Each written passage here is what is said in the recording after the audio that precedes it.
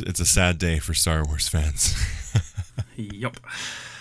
We got some news about EA Play, and we have lots of thoughts. We're gonna talk about positives. We're gonna talk about negatives, but we're gonna jump into some discussions on EA Play. Welcome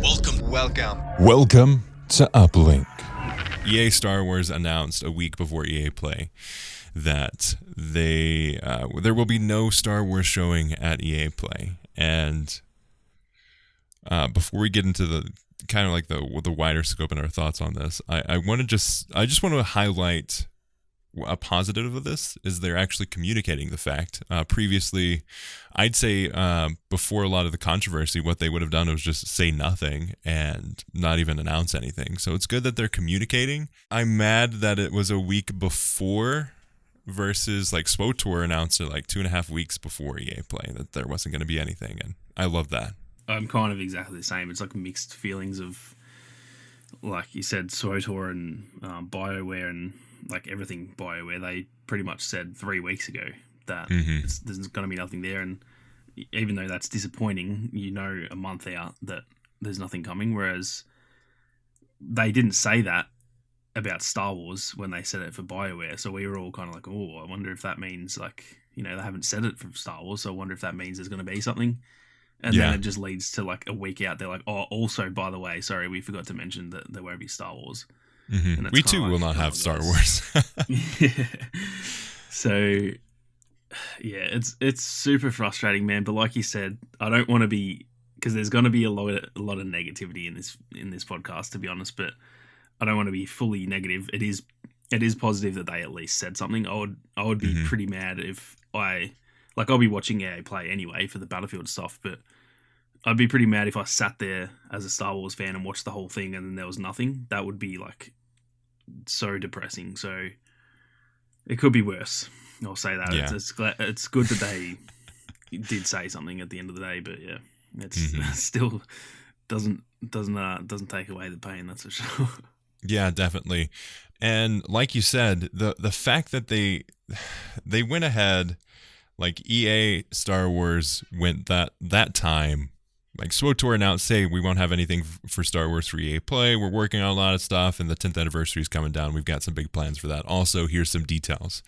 Fantastic. I think they did a wonderful job. And the fact that EA Star Wars didn't say anything alongside that also made it like, so this could be good for if EA Star Wars hasn't said anything. They said BioWare's not going to do anything, but they haven't said Star Wars isn't going to be there. So it was the messaging around that just was so weird that they didn't actually fully announce it. And the tweet that has gone around like wildfire. I said this. I said the communication is a good step, but this should have been voiced much earlier than a week before EA Play Live. Good direction and intention, but terrible execution. Yeah, that is actually spot on. You couldn't have said that any better. They had the right intention. They just didn't do it as well as they could have. Yeah, spot on. Yeah, it's like if you're a child and you write this really sweet thank you note, but you use your father's like legal papers. Exactly. It's like it's good job, buddy, but I needed that. That's a great comparison. So it's frustrating. What do you think's going to happen? What are you expecting to see? Because they announce. Let me actually read the tweet. I said my response to it, but I didn't actually read the tweet. It says, "We won't be showing any Star Wars games at EA Play Live on July 22nd, but all of us look forward to celebrating with you next year when we share our vision for the galaxy far, far away." There are two perspectives that you can really go for with that phrase right there. It could either be they're going to go all out, or they're only going to show one thing. What do you expect to see? Like, what are your hopes around that? The way they worded it with sharing our vision, that sounds exciting, because if it was just like we're going to bring some more news, then that's just like, okay, they're probably going to announce Fallen Order 2 next year or something. But saying they're going to show their vision, that kind of makes it feel like there's a lot more in the works.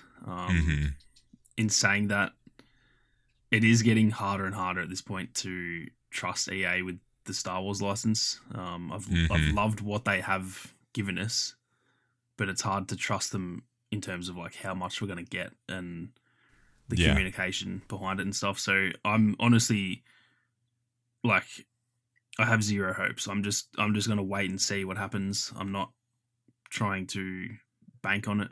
I'm just trying to work on the second channel right now, and just hopefully they blow me out of the water when they announce that. And then even if they don't, like the license opens up in 2023, so we've just got to kind of get through this period, and that's just how it is for me. It almost feels like the 2020 where it was like coronavirus happened and we're all just like, oh, okay, we just got to get through this. That's kind of how it feels for Star Wars games. It's like, all right, we're in this bit of a dead patch. I'm just going to get through it. And I'm really not paying much attention to it at this point. They've kind of said, it's going to be maybe not a whole year, because they could show us something early in the year next year, but it's going to be at least until 2022 that we're going to hear anything. So I'm just, I'm not setting myself up in terms of hopes and stuff at the moment. It sounds exciting, but like I said, it's hard to trust them in terms of whether that actually comes true or not, I guess. Yeah, and like you said it right there, EA has lost a lot of trust with Star Wars fans. They have mishandled the license. They have canceled more games than they have really made. We have had such a small showing with Star Wars. And I was joking on stream earlier today, talking to people in the chat. And I said, EA doubling down on Star Wars games, they have done, because 0 times 2 is still 0. That is very true.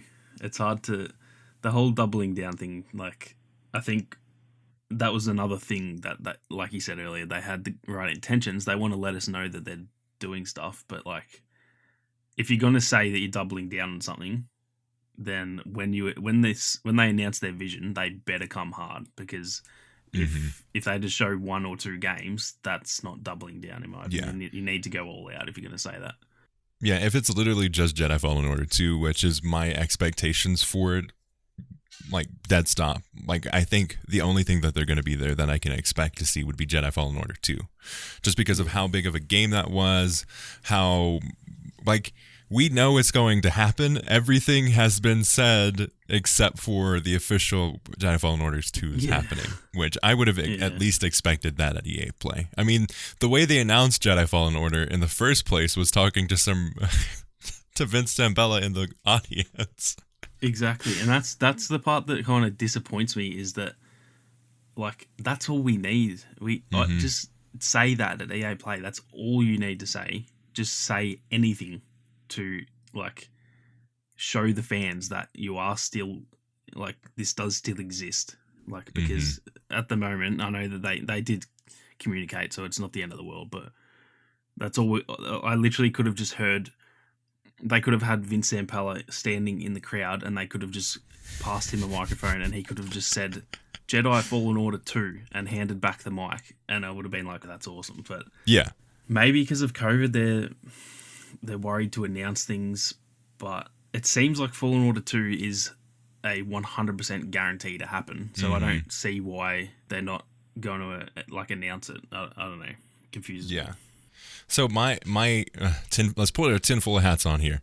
My tinfoil hat theory is that they are changing up a lot of how EA internally run things. I think they're going through a lot of different changes in management, and the fact that Disney has opened up the license to more developers is changing up their focus, because EA can no longer say, oh yeah, we're the only people that have Star Wars, so you either enjoy what we give you, which is 4 games, or you don't play Star Wars. They can't say that anymore. They have to bring in their A game, and they haven't done that.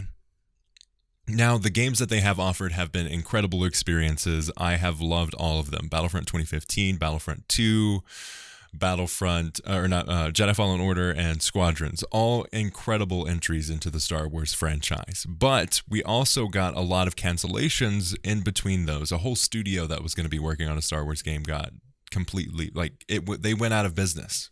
They laid off a bunch of people. EA has mishandled a lot of the license with Star Wars. And I'm not saying externally, because the games that we got were amazing, but internally they have definitely mishandled it. And it's a terrifying place to be in if you see as a developer internally that, oh crap, if we do a Star Wars thing, our whole studio could go down. I'm not sure how a company as big as EA can mishandle it in the way that they have. So many cancelled games, mostly because, like you said, they kind of went out of business and it wasn't financially viable. How does a company that big have that issue? Like, why are they not planning these things better, so that doesn't happen? Because it's not like or just giving Star the Wars games are no developers time. different than. Yeah, exactly. Like, let them. I don't know. So many games take. There's games out there that have taken 10 years to make, and then the payoff is still huge.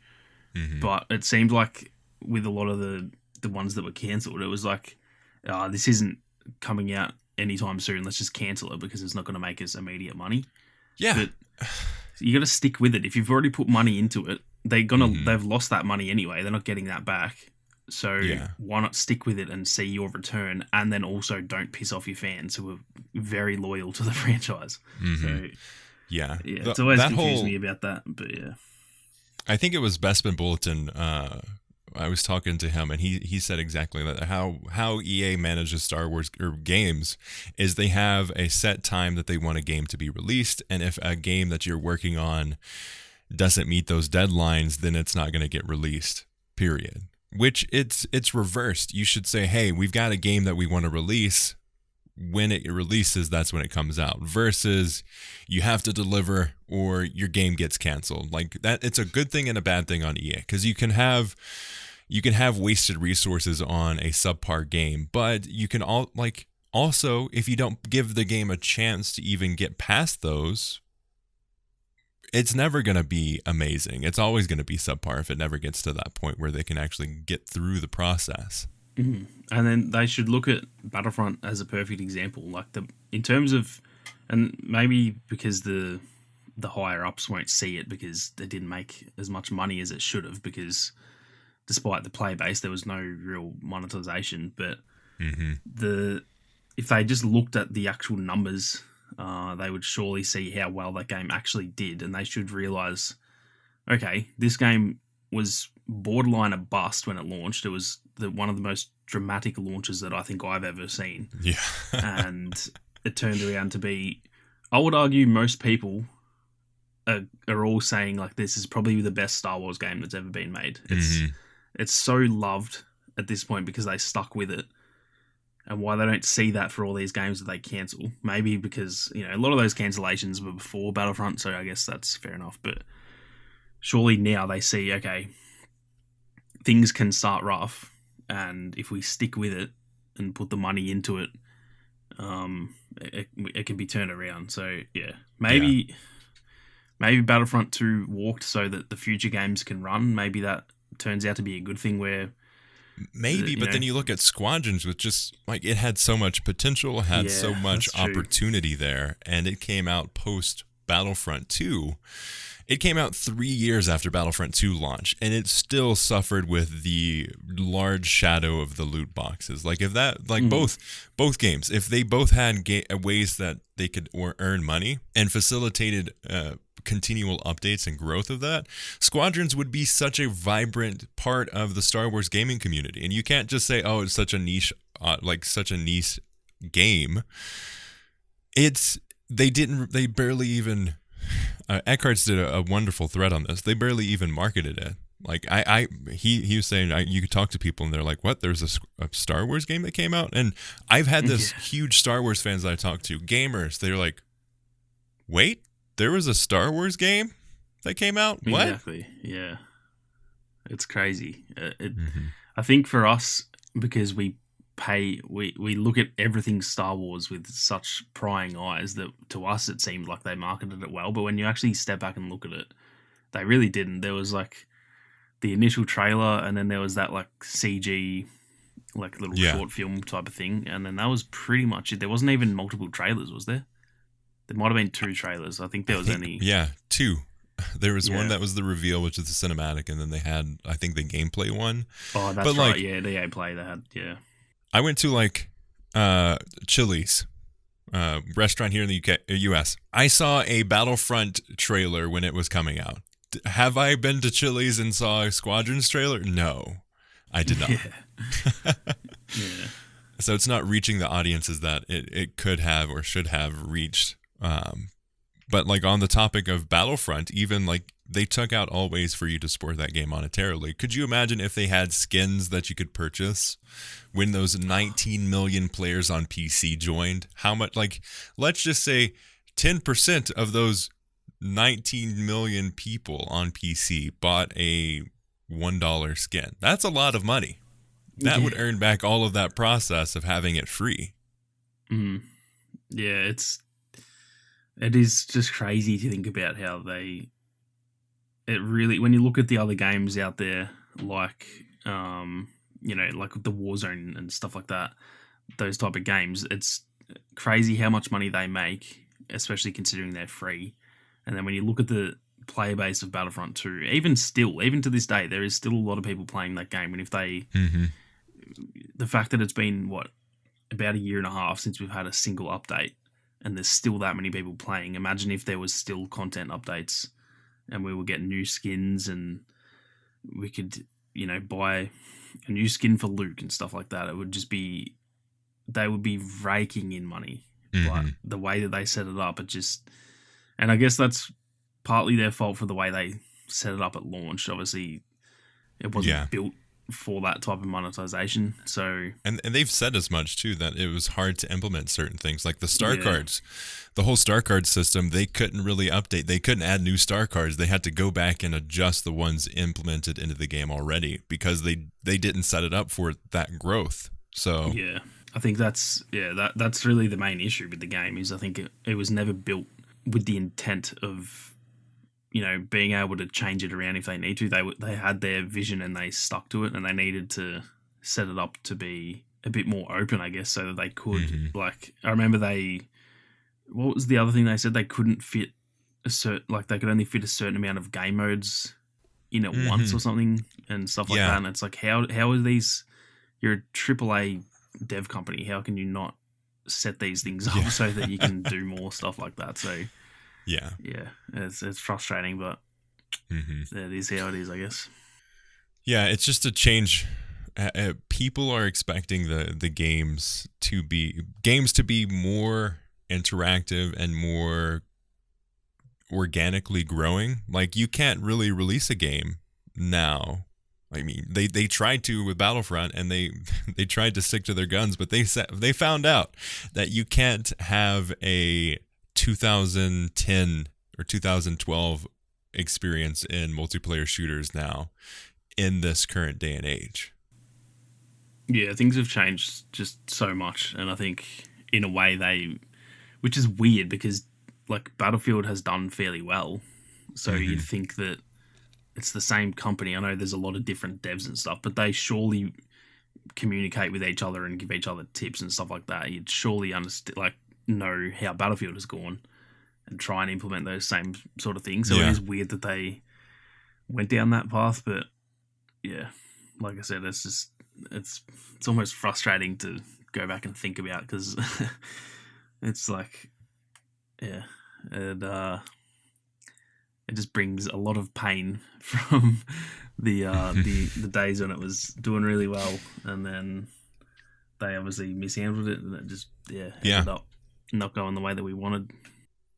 And like I've said this in the past, and I think we've all said something similar to this, that the way DICE's baby is Battlefield. That is what brought them into this world, and that's what keeps them going. Like that is their thing. They control it entirely, and it's important for them to offer that situation. But if you, as a development company, have to take, like, they are not a 2-game company. They cannot run Battlefront and they cannot run Battlefield at the same time. You saw Battlefield would get some updates and then you'd see a lull in Battlefront, and then vice versa. Even though they had separate teams, it was very, we have to focus everything on this one thing. Like, there wasn't a lot of variance. So I think if we ever get a Battlefront 3, I personally would love to see it not be DICE. I'd love to see people from DICE work on it for sure. Dennis Brenval, go jump over there. Would love to see you.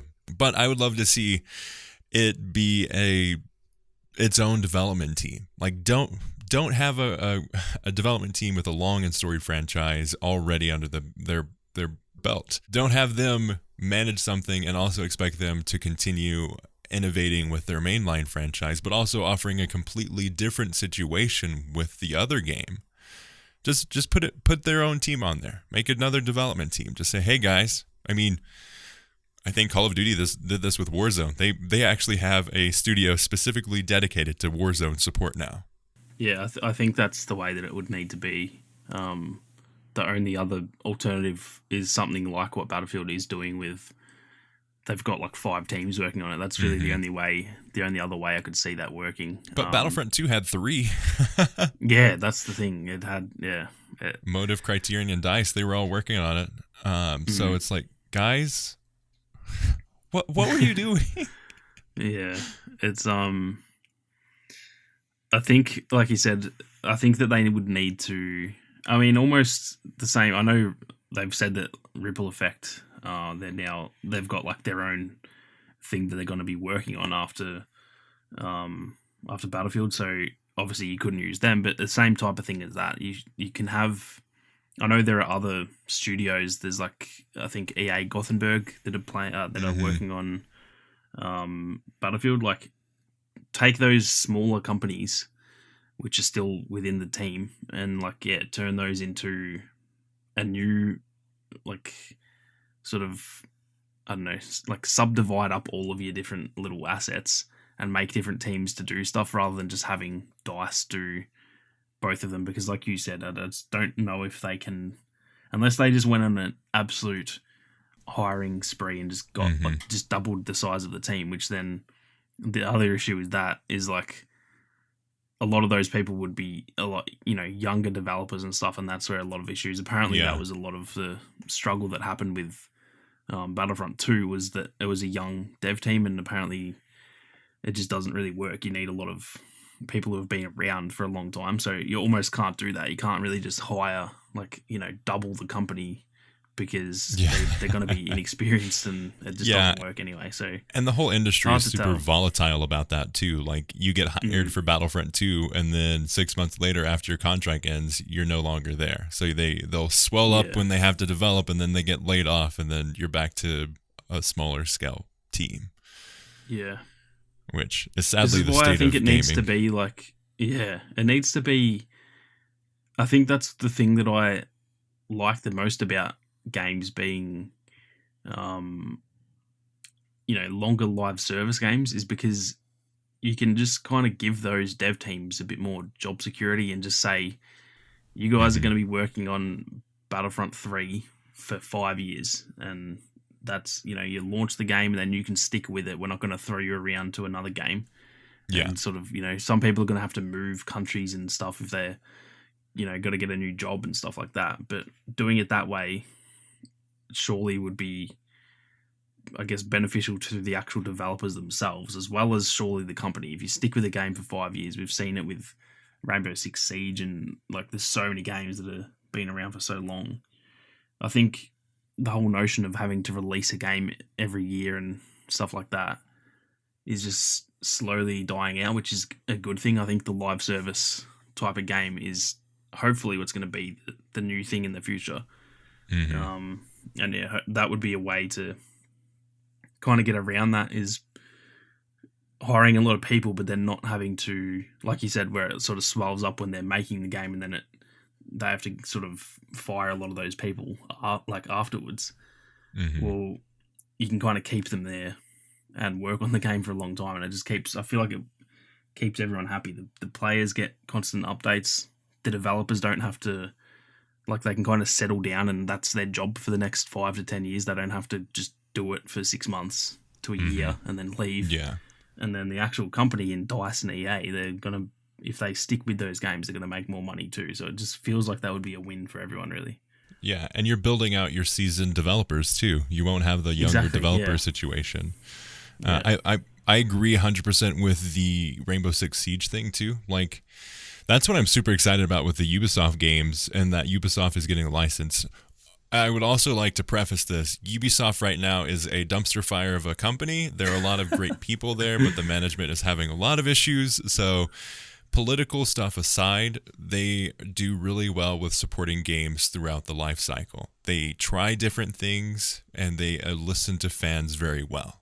So that's what I'm super excited about, is Ubisoft developed or helped with Rainbow Six Siege, published it. And that game is still going and still getting updates. It's such a good case study of a game that can survive. It launched similar to Battlefront 2. It launched with some problems, and they changed. They listened to it, and they stuck with the game, and they're continuing to update it and bring content to it. And I could see in the next 4 years that game getting into because this is the 6th year that'll be going. Like, I could see it going for another 4 years, no problem. Yeah, the way that it's kind of broken that barrier of like, it's going to get old. Like, I just don't think it will get boring if people are still playing it after so long. I think there's like a certain amount of time that if people are sticking with a game for, say, like, I think past that 3 to 4 year mark, if they're going to stick with it past that, they'll stick with it for bloody 20 years, I reckon, because if you're going to get bored of something, you'll get bored of it after a couple years. But after that, I think people will play games as long as obviously it's supported and, you know, keeps improving and stuff. I think people will play it forever. So you're almost at the point where I feel like they should just launch games when there's a new generation and stick with it until the next generation of consoles. Right. Like, just that seems the most logical way to do it, because that's pretty much what Rainbow Six has done. Like, that probably launched in 2015, 2014 or something. So yeah, 2015 about a year or so. Yeah, about nearly 2 years after the consoles, and it's still going when the next generation are there. To put it into perspective, it came out 2 weeks after Battlefront 2015. Oh, that makes me so depressed. That is so crazy to think that in that time we've essentially had 2 games that have like come out, and then they've had updates, and then they've been like cancelled, and the next one comes out, and then now we've been in limbo for a year on top of that, and meanwhile Rainbow Six is just like plugging away, still going. So oh man, I wish you didn't say that. That makes me feel very sad. I know. Every time I think of that fact, I'm like, oh gosh. It's just a change. Like, Ubisoft is much more supportive of those like different ideas for their games. Like, they made a game with Mario and Rabbids. Like, yeah, they seem a lot more, like you said, a bit more open-minded. Now they've just announced that Assassin's Creed is going to be a live service game. So like that's not really been done before. There's not really any single player games that have live services like that. And yeah, they just seem, like you said, Ubisoft is not perfect by any means, but they do seem like they're just a bit more willing to think outside the box. And sometimes it really doesn't work. Sometimes they've had games that's like, what the hell is this? But yeah, when it does work, I think it's gone really well. And I think that's kind of what Star Wars needs. Like, I'd be happy to take a few failed games. Yeah, at the risk of like gaining some really awesome stuff. During the golden age of Star Wars, yes, we got a ton of games. That's what I love. Yes, some of them were crappy, some of them were fantastic, but it doesn't, like, just because, like, you don't have to make every single Star Wars game incredible. I would love to see a Star Wars, like, I want to play a Lothal Cat on or something in Coruscant. Just imagine, like, just a simple short game. Maybe it's only $20. Just a set piece. Like, it doesn't have Yeah. to be, not every game has to be an incredible blockbuster. And that's what I really liked about Squadrons, is like, it didn't try to be a blockbuster. Now, I wish that they Yeah. continued to support the game. You don't have to be a blockbuster game to offer continued support. So Yeah, that exactly. they struggle with that part of things, but they fulfilled a part of the fandom's love of starfighters, and we got a game for that. That's great. I'd love to see, instead of one game just do everything, give me a bunch of other games that do one thing very well. Yeah, that's the thing, like, because a lot of people were kind of mad with Squadrons because it's just a Starfighter game. I don't like Starfighters and all that, but like, that's fine if you don't like that. Then if there's games coming out every year, for example, and the next game coming out is going to be Fallen Order Yeah, 2, well, then that's exactly. you can have that one and let the other people have what they want, because a lot of people do want the Starfighter stuff, and a lot of people want maybe like a real-time strategy game, and to most people that Hmm. doesn't sound fun, but to a lot of people it is Yeah. fun. But if you don't have And 4 games in 10 years span, like if you have a game every yeah, year, you just wait. Like, oh, that game's not for me, but I'll just wait until the next one comes out. But yeah. if the game's not for you, you either play the game you don't really like, or you just don't have a Star Wars game. Yeah, yeah. It's weird. It's really weird to me how Star Wars has gone with like the Disney Plus stuff, because that's the exact way that they're Hmm. going. There's so much stuff there. There's animated shows. There's live action shows. There's going to be movies coming. They're kind of like really going all out there, and it's like, if you don't like the Bad Batch, that's fine, because Kenobi's coming out, probably next year, and then Hmm. Mando and Book of Boba and that. So if you aren't a fan of the animated stuff, then don't watch it and just wait till the next one. And it's not the end of the world if you have to wait a little bit while the people who do like the animated stuff are gonna watch their show. Hmm. But then when it comes to the games, they're like the complete opposite of that. And you would think that, I don't know, you'd think Disney and Lucasfilm might sort of like try and talk to EA and be like, hey, let's do the same thing and let's make like a heap of games. And some of them might be terrible and some of them might not do that well in terms of sales, but there's going to be something for everyone. And you can still do the big blockbuster ones every now and then as well. It's not like you have to make them all like mini, like indie games. You can have Battlefront 3 come out still, but then in the off year have another company working on Squadrons 2 or whatever. Just like, they don't have to stick to that big blockbuster thing like you said. So Hmm. Yeah. it's weird that it's gone that way, but yeah, hopefully that starts to change. I know that they've said that they're going to double down, so I guess we'll wait and see. But yeah, Hmm. It's a that's the lot way of a that they waiting should game. go, I think. But like, Yeah. ultimately, right, we haven't even talked about other game franchises, and we'll talk about that in another episode. But like, or game developers, this is ultimately just an EA thing that they have said that they're going to double down, but they have to really double down. They can no longer rest on the fact that no one else is going to make Star Wars games. They have to step it up and offer some really good stuff, or offer some unique experiences at least.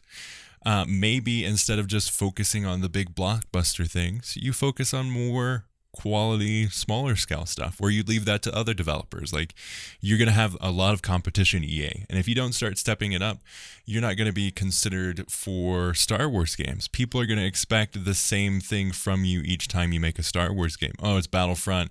They won't support it. Why do I even need to sink into this game? I'm just going to go play Ubisoft's game, which they support. Yeah, I think that's the way that it's going. Like, it's going to have to go that way, because like you said, if there's a bunch of other games coming out and then they announce, yeah, like another EA Star Wars game, a lot of people will just straight up say, nah, I'm good. I've got these other ones now. I don't need to play the Hmm. EA ones because they let me down. So they are going to, I think they really need to like step it up, and yeah, hopefully they do. It's very disappointing that it has taken them the entire contract to actually realize that. Yeah. Like, they've wasted the whole license Hmm.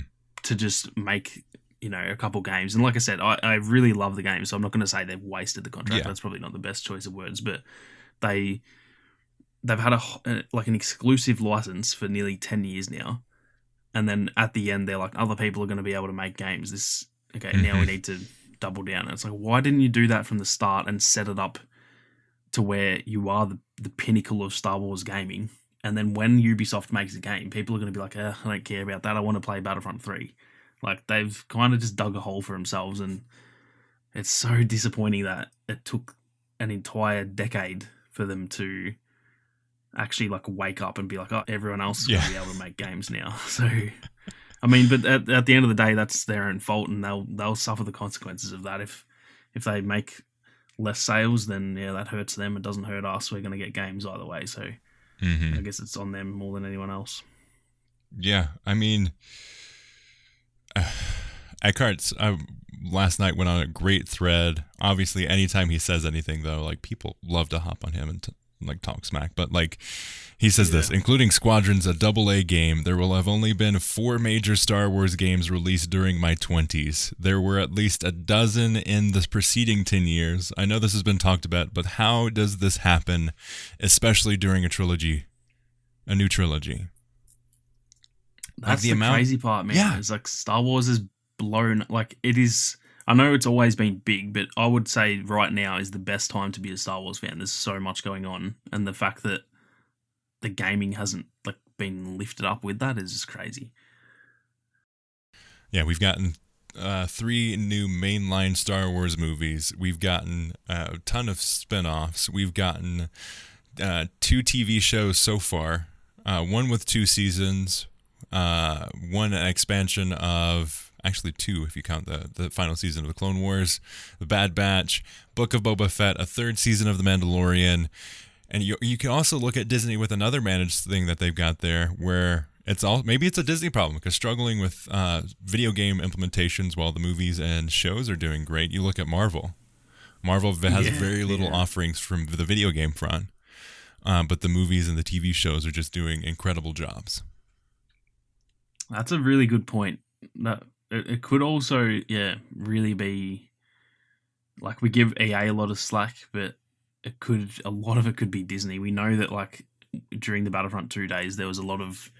Benwalk kind of like voiced his frustrations with how the communication works, where they have to get approvals for everything and stuff like that. Maybe Disney needs to make a gaming little like subsection of the company to like handle that stuff, almost like Lucasfilm Games has done, but for, you know, the overall thing. And it's good that Lucasfilm Games has, like, you know, been created so that they can do that. Yeah. But probably for everything brought back to it. They need to. They probably need to do a better job as much as EA. Really, it's because that could affect all the other companies too. Like, when Ubisoft makes the game, it could be the same issue. So maybe it's not even just an EA thing. I guess we'll find that out when it opens up. But that is pretty concerning. That Marvel is like the biggest. You know, I would say probably now Marvel is probably bigger than Star Wars because of the last probably 5 years. But the games are just like, what even game? There's the Avengers game, which was an absolute bust, and then what else is there? There's like nothing. Spider-Man. To be fair, Spider-Man's done really well, but but that's Sony. Just about it. Yeah, true. Yeah. There's that is a very good point. I never thought of it like that. That it's kind of not just Star Wars, is it? It's kind of it probably ultimately comes down to a Disney thing, because even Disney's they have a specific video game section of Disney, and they don't really respect video games to the level that they need to. And ultimately, like with Battlefront 2015, they said a lot of the things that they wanted to get done just weren't able to because of approvals. It took so long to get something. They wanted to do more skins. They wanted to do. Remember there was the rumors around a Stormtrooper Han and Luke skin, and they said the reason that they couldn't bring that into the game was because it took too long to get approvals, and they just decided to put effort somewhere else. If they're going to put something into approvals, it better be something big instead of just a skin, because it doesn't really pay out for the time invested. Yeah, that's a really good point. I've always kind of known that there's been that sort of issue there, but the way that you put it with like Marvel also struggling, it's not just Star Wars. So hopefully they just like, I don't know how a company as big as Disney cannot understand the power behind gaming. Like they would probably earn more money if they really sort of dug into the gaming side of things. They would arguably make more money from gaming than movies, because it's a far bigger industry than the film industry. So yeah. Oh yeah, it's bigger than the music and film industry combined. Yeah. I don't know how they don't see that. They're obviously very good business minds there. Say what you will about Disney, but they obviously know what the hell they're doing. They're like the borderline biggest company. Well, I'd say they're probably the biggest company in entertainment, surely. Oh yeah. So how people like us that aren't businessmen, I don't know how we can understand that and they can't. It's just, maybe it's like a generational thing. I know that there's probably a lot of older heads there that, you know, they're stuck in the big blockbuster movie sort of like way of working things, but man, they need to wake the hell up and be like, there's a whole industry that we haven't even, you know, they're buying everything. They're literally swallowing the whole entertainment industry. Yeah. And yet they're just leaving gaming, which is the biggest part. Like, surely they would want to dive on that and, you know, take over that as well. So clearly there's some disconnect there that they just don't understand how big it is. Yeah. Ultimately, we have a lot of time to kill with Star Wars right now. Battlefield is on the horizon, and I know a lot of content creators are going to start looking back into the older games as well. That's what we've been focusing on for the past quite a bit.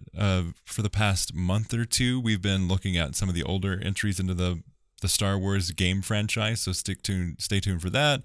From Uplink, and then we also have the Battlefield show, which we record and release. We release every Friday for that, and we cover everything around Battlefield. So if you're like, hey, I'd love to hear something, I'm really disappointed with Star Wars gaming right now, but I'm looking forward to Battlefield, come join us on that show.